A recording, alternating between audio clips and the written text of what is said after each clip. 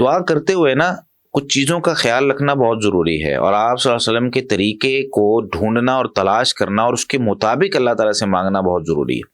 اس میں ایک چیز ہمیشہ یاد رکھیں کہ دعا کرتے ہوئے اگر ہم کچھ زیادہ ٹائم دیتے ہیں دعا کو، یعنی ایک ایک دعا دو دو تین تین دفعہ کرتے ہیں، تو یہ بھی دعا کے آداب میں سے ہے۔ کئی لوگ اس طرح ہوتا ہے کہ بس ایک دفعہ ہی دعا کی اور اس کے بعد کہتے ہیں جی میں نے دعا کی تھی، دعا قبول نہیں ہوئی، حالانکہ بار بار دعا کر رہا۔ اور سیدنا ایوب علیہ الصلوۃ والسلام کے بارے میں آپ دیکھیں کہ وہ بیمار ہوئے تو 18 سال تک بیمار رہے، اللہ تعالیٰ سے کبھی دعا کرنا انہوں نے چھوڑا نہیں۔ اسی طریقے سے سیدنا یونس علیہ الصلوۃ والسلام کو دیکھیں تو اللہ تعالیٰ فرماتے ہیں کہ اگر وہ تسبیح بیان کرنے والوں میں سے نہ ہوتے نا تو لبث فی بطنہ الی یوم یبعثون، تو مچھلی کے پیٹ میں نا وہ قیامت تک رہتے۔ تو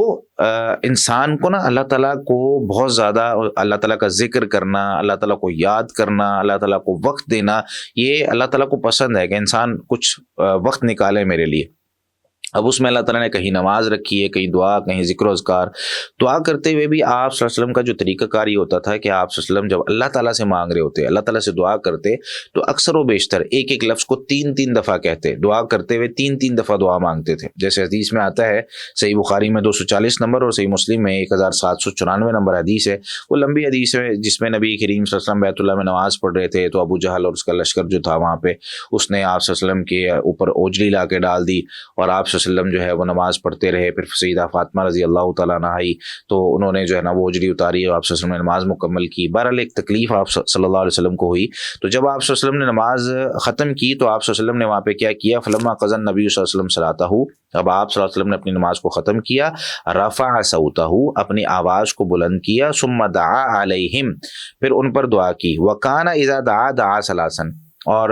راوی کہتے ہیں سیدنا عبداللہ بن مسعود رضی اللہ تعالیٰ عنہ کہ نبی کریم صلی اللہ علیہ وسلم جب دعا کرتے تھے تو 3 دفعہ دعا کرتے تھے، وَإِذَا سَأَلَ سَأَلَ ثَلَاثًا، اور جب سوال کرتے تو 3 مرتبہ سوال کرتے، تو پھر آپ صلی اللہ علیہ وسلم نے وہاں پہ 3 دفعہ کہا اللہم علیک بقریش، اللہم علیک بقریش، اللہم علیک بقریش، اے اللہ یہ قریشی جو ہے جنہوں نے مجھ پر ظلم اور زیادتی کی ہے اور یہ اسلام کو تکلیف پہنچا رہے ہیں، اسلام کے ماننے والوں کو تکلیف پہنچا رہے ہیں، اے اللہ ان کو ہلاک کر۔ اور پھر سیدنا عبداللہ بن مسعود رضی اللہ عنہ فرماتے ہیں کہ میں نے بدر میں دیکھا کہ وہ لوگ جو ہے نا وہ وہاں پہ مرے پڑے تھے اور ان کو کھینچ کے کنویں میں پھینکا گیا وہاں پہ۔ تو یہ جو ہے نا وہ نبی کریم صلی اللہ علیہ وسلم کے دعا کے آداب تھے۔ اسی طریقے سے آپ نے وہ حدیث بھی کئی دفعہ سنی ہے